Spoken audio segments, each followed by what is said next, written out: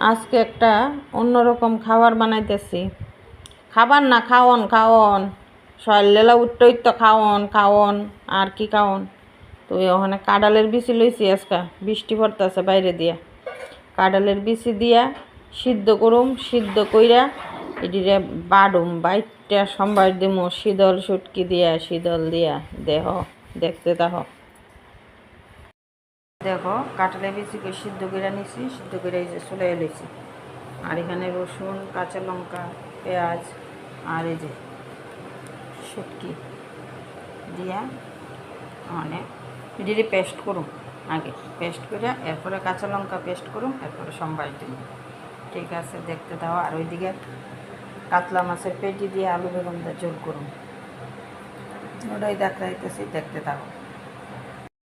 ওই তো কাঁঠালের বিচিগুলি যে, এই যে কাঁঠালের বিচিগুলি আমি কিন্তু এখানে পেস্ট করে লিয়ে নিয়েছি।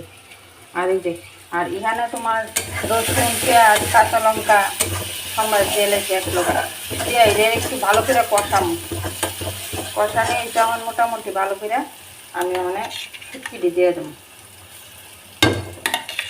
শুটকিটি দিয়া ভালো করে একটু কষামো।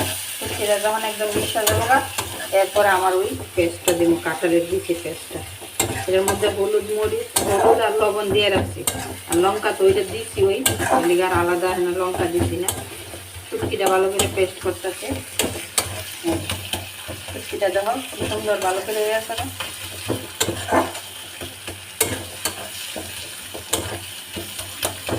শুটকিটা একদম ভালো করে মিশাই দিই এটার লগে।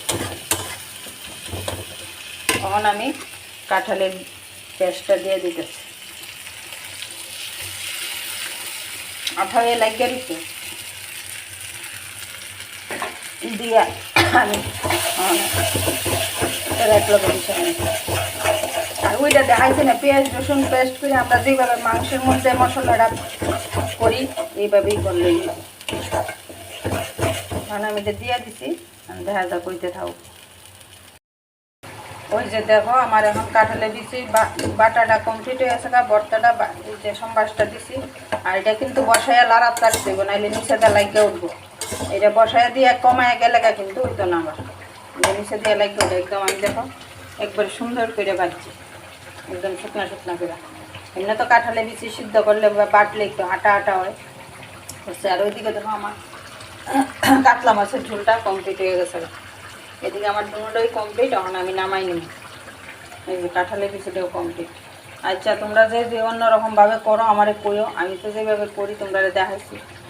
ঠিক আছে বন্ধুরা।